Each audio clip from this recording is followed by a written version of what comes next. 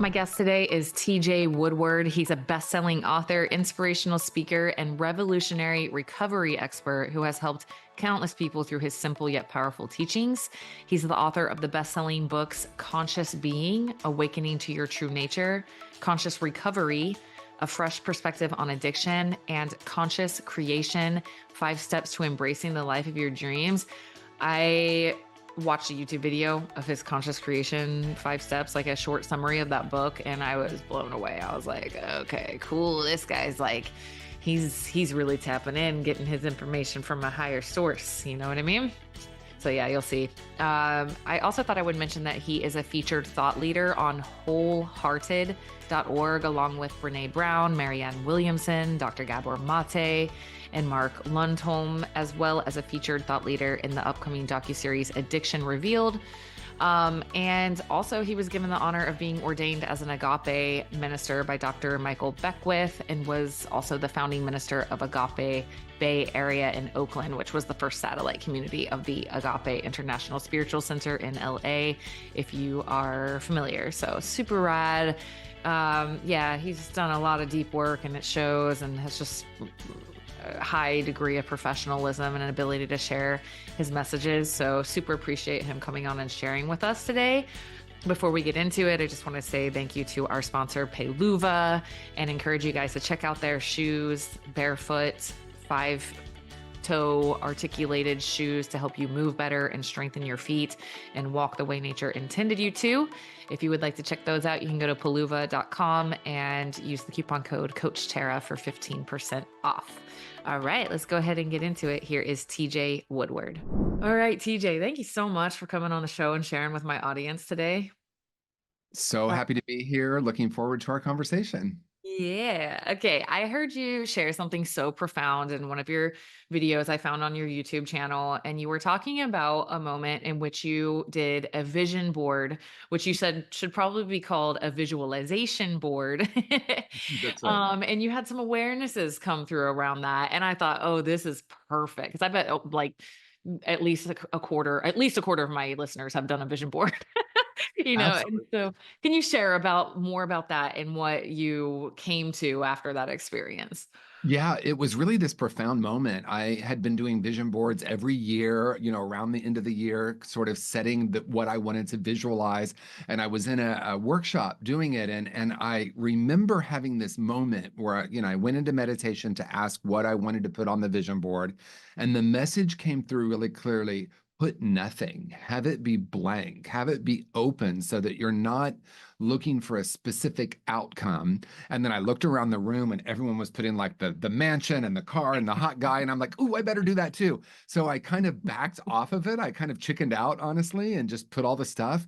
And what happened for me is so profound. That particular vision board, everything manifested, every single thing. But I had this moment where I said, is this all there is? There's got to be something more, right? Like I thought once I had everything on the vision board, then I'd be happy. And there was a pivot or a shift that happened in my life at that moment where I realized that I wanted to shift my life from visualization, what do I want to manifest, to visioning, let me be open and listen to inner wisdom and dedicate my life to be guided by that. I think any of us who meditate or really tap into those energies resonate with that big time, because when we're in those spaces, we know that that's where the greatest power comes from, right? It's just going blank and receiving. And this led you to build this, what do you call it? Conscious creation process. Would you mind sharing more about that? Yeah, absolutely. Being in my own journey of manifesting and conscious creating and creating the life of my dreams for so many years, and also working with so many people, and I'm going to guess you'll relate to this. A lot of people want to start with the intention setting. What are my Yeah. intentions? Let me set the intentions. And in my own journey, which has been very layered and long in a very beautiful way, I realized there are clearing steps that it to me must happen first so that we can actually listen to inner wisdom. So I've created this 5-step process. I promised myself I'd never do a 5-step process, but I did. And using the acronym MOVIE, Love MOVIE, it. because Love it. we're creating a movie for our life. Yeah.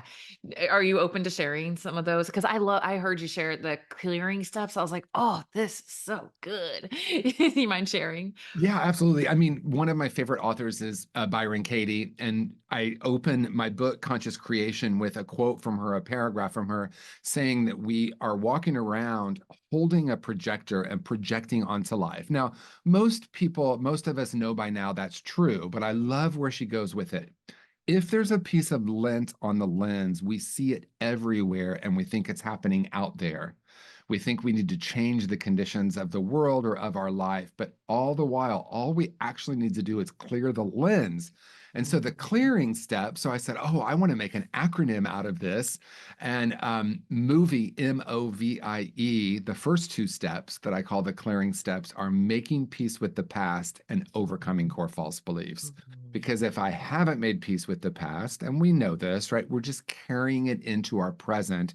And if I Right. haven't looked at the narrative for my life and the frequency I'm tuned into, I'm just going to continue to replicate the same old story. Mhm. Exactly. Byron Katie's work changed my life. I've been working for like 6 or 7 years with a woman who trained with her extensively and kind of built the coaching system out with that and does her own thing now, and I love that. Yes, you're gonna think the lint is on the life, but it's Yes, actually on your lens. that's I right. love That's right. And it's so much easier to clear the lens than to change the world. But it only took me 20 years to figure that out. Exactly. Yeah, so that gives you guys a little bit of a taste, and you can go to tjwoodward.com, his website, and you can find his books and courses and all these things, but conscious creation, I mean, moving could you share one more nugget from your conscious creation process? Yeah. I love So it. the difference between visualization and visioning, and I think this is really Uh, important. My friend Michael Beckwith, who many of us know, mhm, created the life visioning process. And so the V in the movie process is visioning. Visualization, as we've already established, is what do I want to create? We might call it the law of attraction. Let me right. figure out what I want, put it on the vision board, hold that thought, hold that frequency, and attract it. Mm, Visioning is completely different than that. So it's to the best of our ability, being that emptiness, being in that space of mm, receptivity and openness.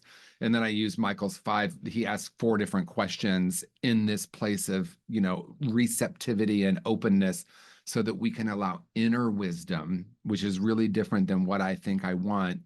When yeah. inner wisdom speaks to us and we listen to that, something so much more powerful happens than what we put on the vision board. So that's the V in the movie process. Thank you for sharing. It's really interesting. This always happens.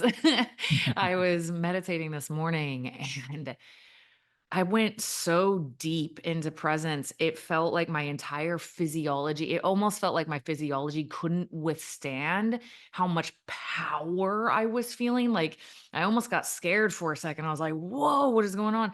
And it was like, "You can handle this. You can." It was just stay here in like pure presence. Like stay here and feel the power of this. I mean, it felt like my body was almost like going to explode. It was a really powerful experience this morning. And so I have my little goal, my most important goal of the day and my morning routine, and mine was stay present in everything you're doing today. It was like the power of presence, the power of presence. That was the message that came through. And as of course I was, getting ready for our episode, I was like, "Oh yeah, funny timing." Yeah, Because perfect. you talk about the power of presence, and I'm wondering what can you share with the audience? I know that you teach this to clinicians and people who are doing healing and helping type work, but also for anybody, can you share more about why presence is so powerful in terms of how we are interacting with others? Yeah, well, there's two things that come to mind with this. One is when I was learning to become a conscious listener, I knew I was supposed to have eye contact and nod, right? I knew that, but I wasn't aware until I was aware that I actually wasn't present with the person I was sitting with. I had a narrative, I had a point of view, I Yeah. had an opinion about what they should do.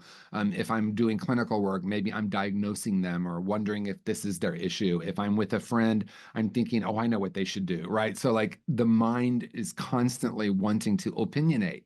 And I Right. realized at some point that that's actually not conscious listening. Conscious listening is dropping into that space of absolute presence. And as you said, like in your practice today, you reach this point where it's like sometimes I'll be with someone and then like things just start to dissolve. It's almost like the world starts to pixelate. I think you'll Yeah. understand what I Right. mean, right? Without doing any drugs, Right. to Right. have this experience of this ultimate presence. And so the other piece is how am I viewing someone, right? So in clinical work or in coaching or in counseling, if I'm looking at the person as having a problem Right. that I'm here to help them with, we're creating this imbalance. We're creating, Right. quantum mechanics is now showing us what mystics have known for centuries, and that is the observer has a profound effect. So if I'm looking at someone through the lens of their ultimate potential, and Yes. being curious with them, Right. co-curious. I like that term. I'm Yeah. co-curious with Yeah. them.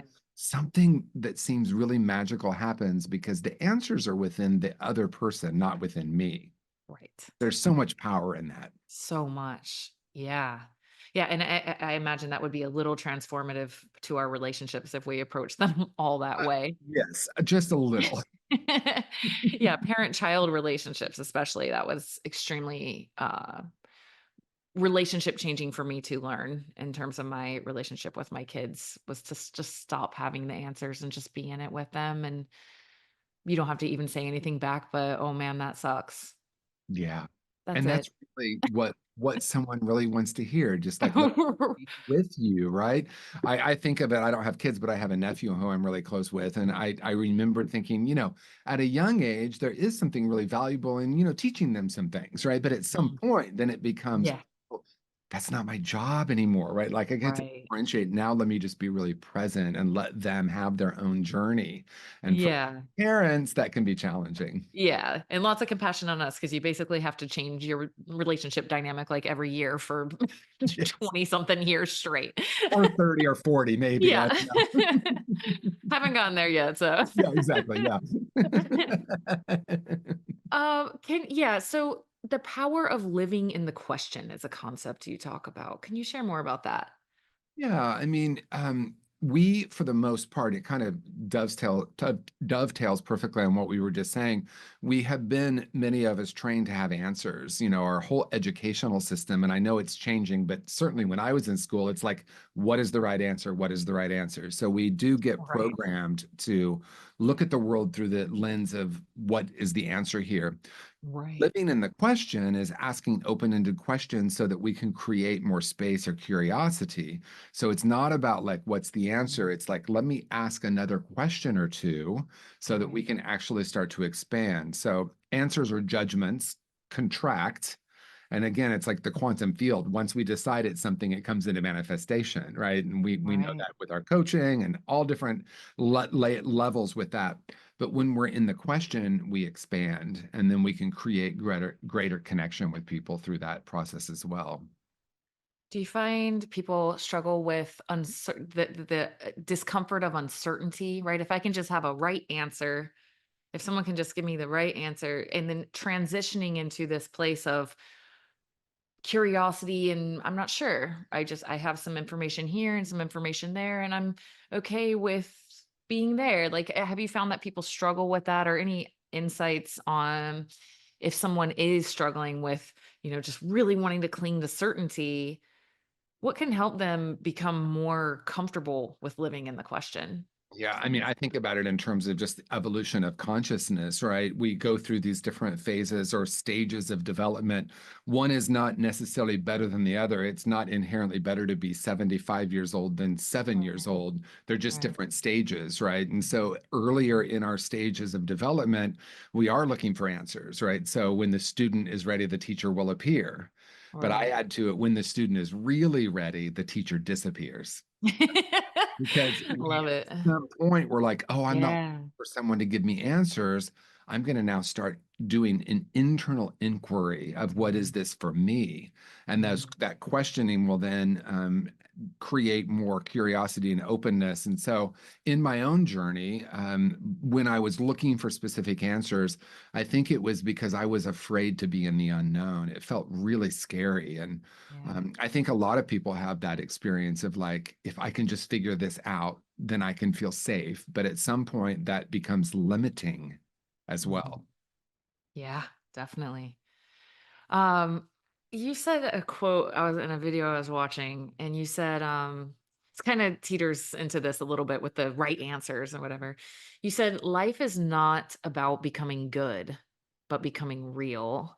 And for those who don't know your background story, you've been through some pain, you've been through some Oh, yeah. struggles, and can you talk about some of your earlier life experiences that maybe contributed to you feeling life is not about becoming good, but becoming real?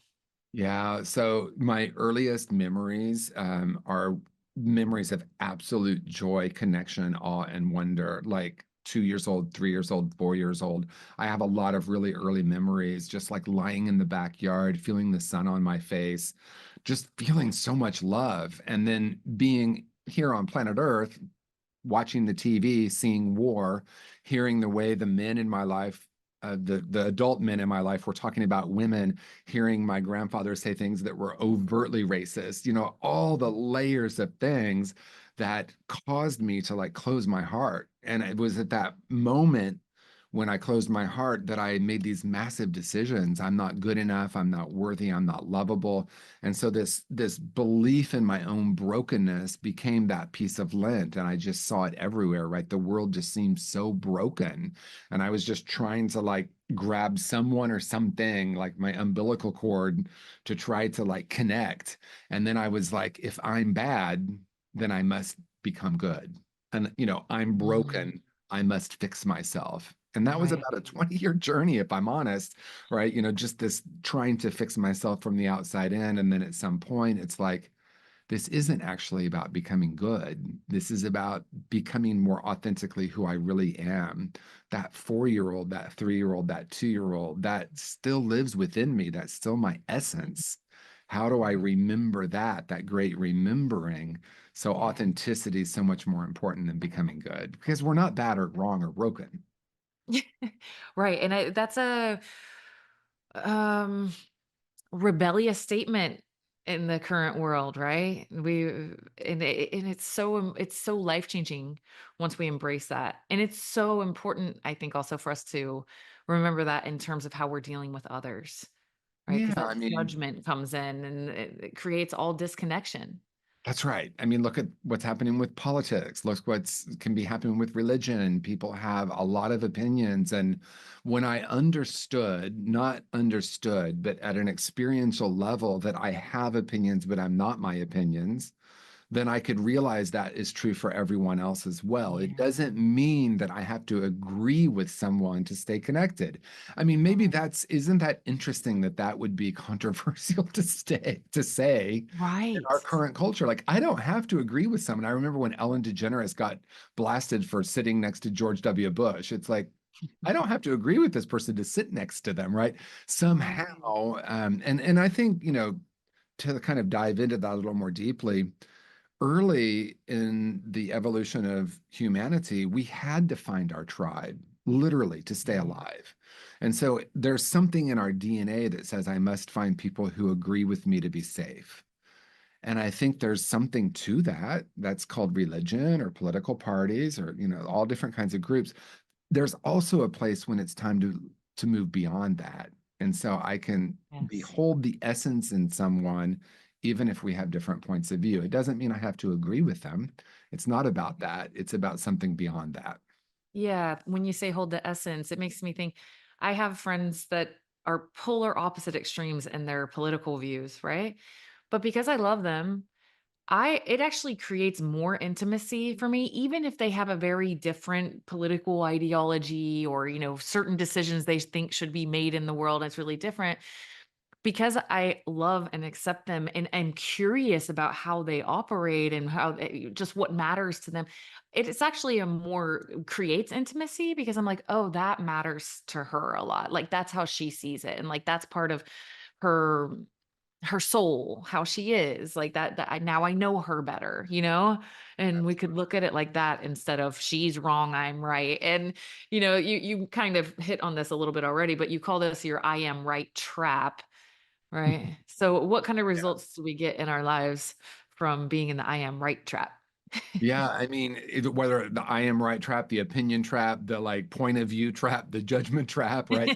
It creates separation. I mean, I was thinking when you were talking, I was thinking about a survey done of Americans, of the people in the US, and they said the number one thing that was important to them was safety and security. Wow. And for some Makes sense. people, that means build a wall. And for Right. some people, that means tear down the wall. But Right. the seeking Right. is the same, right? And Right. if I'm only in my opinions, in other words, if I believe I am my opinions, then I'm going to have an opinion about the wall or not the wall, the guns or not the guns, the abortion or not the Right. abortion. And we could just keep going on, right, with the list. But there's a place that we can be trapped by that point of view of right, wrong, good, bad. And I mean, most of the world, I don't want to affirm this, but it does seem most of the world is still living in that consciousness. But there's a lot of us now who are tipping Mhm. consciousness and we're waking up to a different reality. What kind of practices in your life have gotten you to this point? Well, I think the number one practice really is time in the silence, meditation, spending time in the silence. It's also a dedication to questioning. So for me, it's a twofold process, right?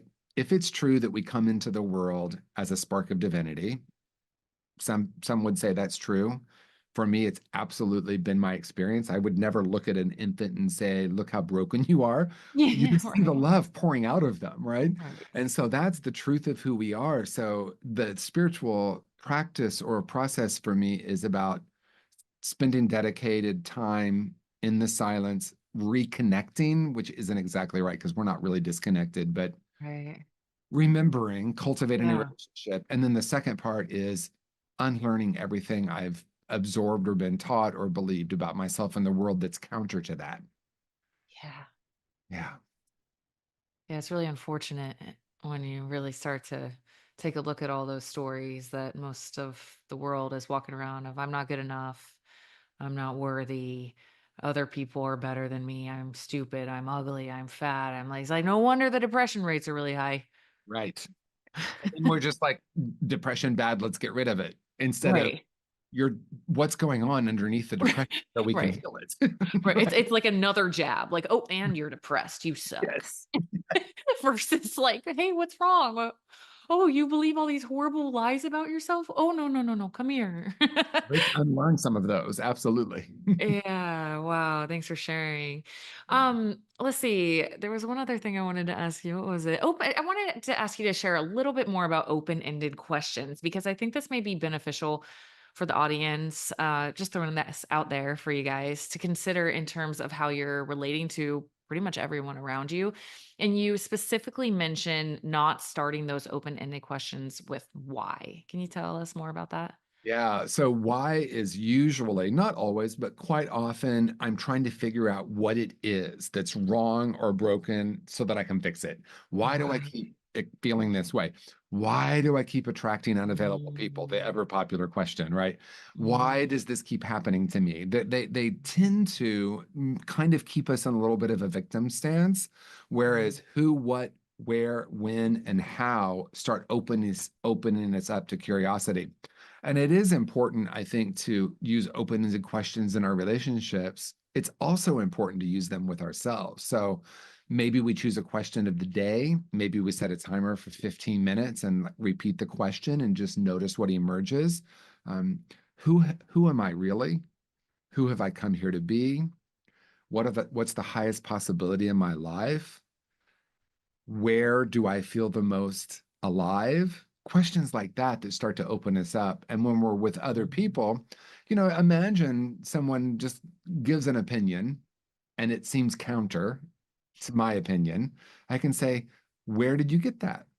Where did you first start believing that? What is your hope with that outcome? Or Yeah.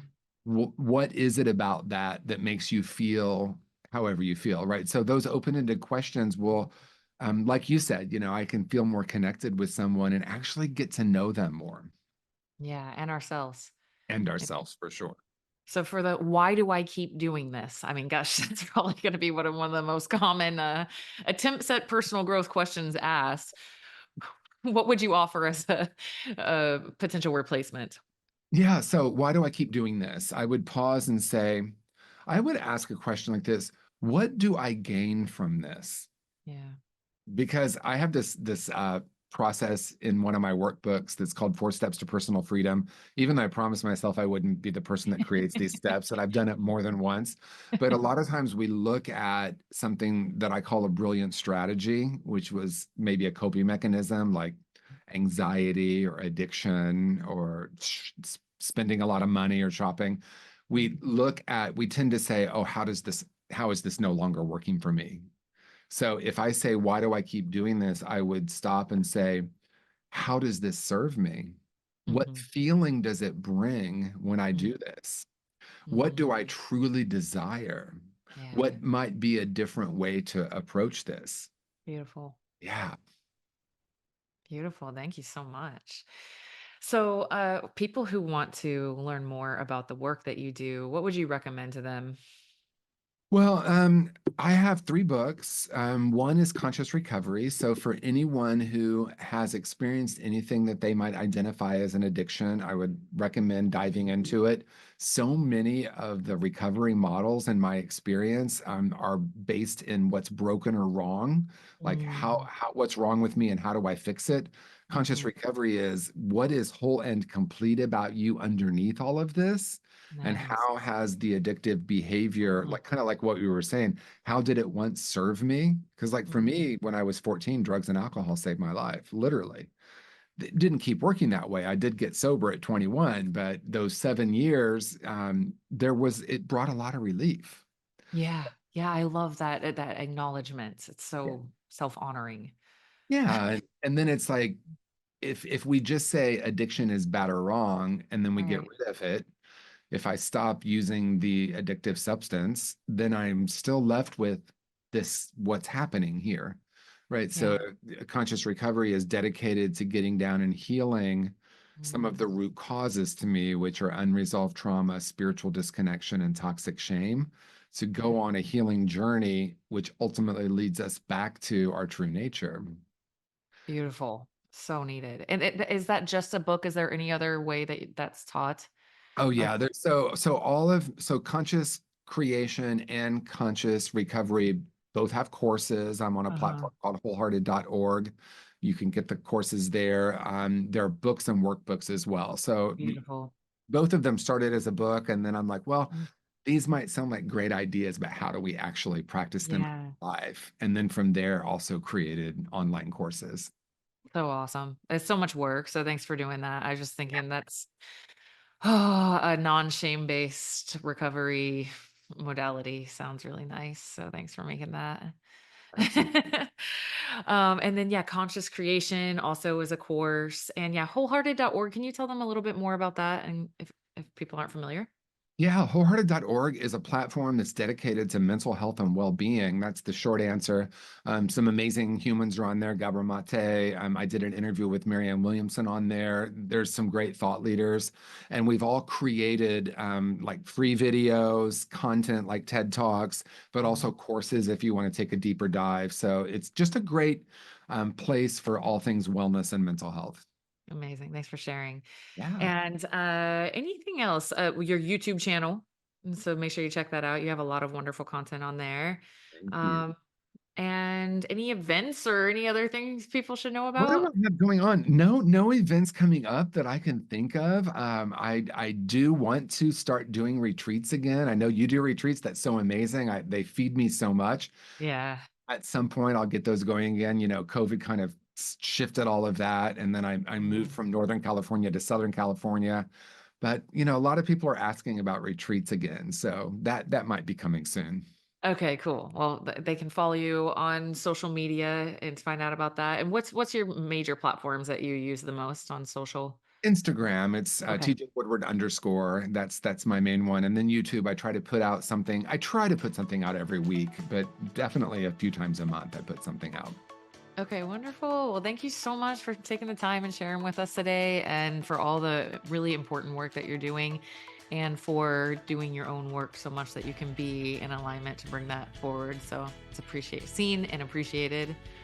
Thank you. Oh my gosh, thank you. I so appreciate this. I love our conversation. I feel like we could talk for hours. Definitely.